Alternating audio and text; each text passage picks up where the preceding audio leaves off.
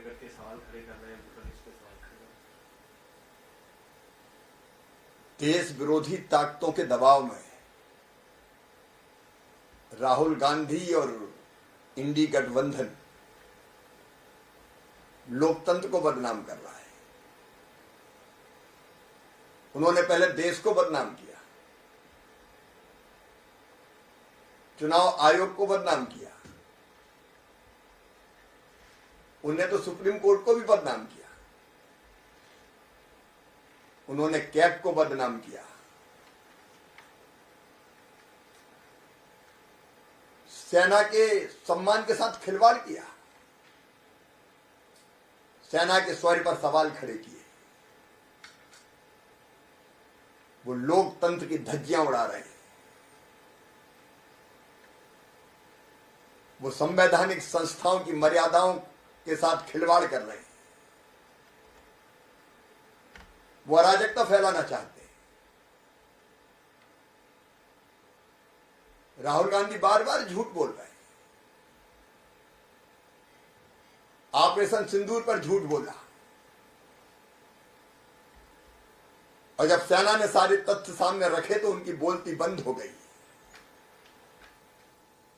पहले उन्होंने ईवीएम पे सवाल उठाए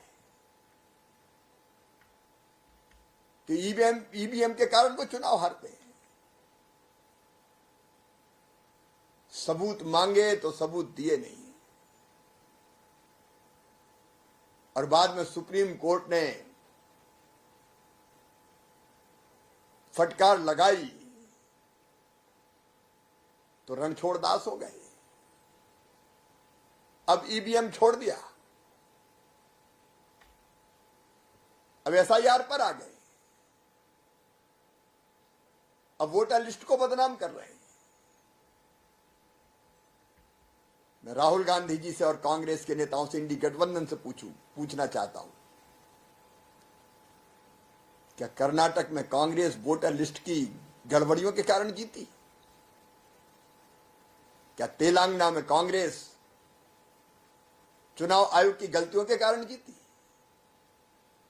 क्या हिमाचल प्रदेश में कांग्रेस चुनाव आयोग और वोटर लिस्ट की गड़बड़ी और गलतियों के कारण जीती?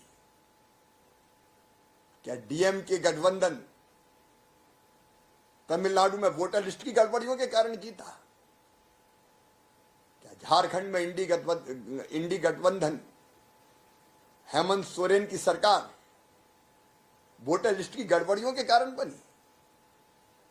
राहुल जी, क्या आप भी वोटर लिस्ट की गड़बड़ियों के कारण चुनाव जीते?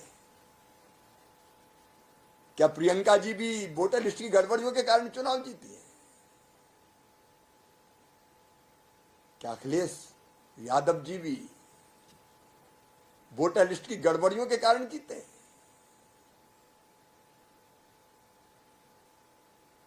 आप आरोप लगाते हो और भाग जाते हो। चुनाव आयोग आपसे एफिडेविट मांग रहा है, आपको दिक्कत क्या एफिडेविट देने में? लेकिन आप एफिडेविट नहीं देना चाहते। आप देश के सम्मान के साथ खिलवाड़ कर रहे हैं, देश को बदनाम करके, लोकतंत्र को बदनाम करके उसको कमजोर करने का पाप कर रहे हैं। आप जीतो तो सब ठीक है और आप हारो तो सब खराब है। मैं देश की जनता को सावधान करना चाहता हूं,